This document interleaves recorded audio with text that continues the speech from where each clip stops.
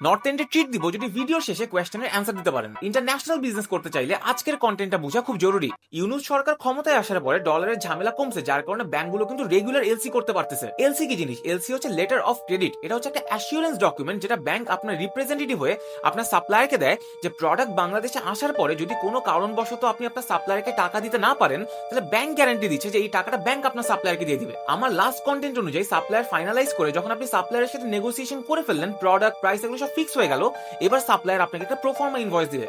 Proforma invoice হচ্ছে এমন একটা ডকুমেন্ট যেখানে সবকিছু ডিটেলসে বলা থাকে। তার মানে প্রোডাক্টের price, quality, shipping terms, payment method, এরকম আরো অনেক ডিটেলস দেওয়া থাকে। এই প্রোফর্মা ইনভয়েস এবং তার সাথে প্রোডাক্টের যেই দাম, তার মানে আপনি যে প্রোডাক্টটা ইম্পোর্ট করতে চাচ্ছেন এই প্রোডাক্টের দাম যদি $5,000 হয়, তাহলে এর সমপরিমাণ টাকা ব্যাংকে জমা দিলে ব্যাংক একটা এলসি ওপেন করে দিবে।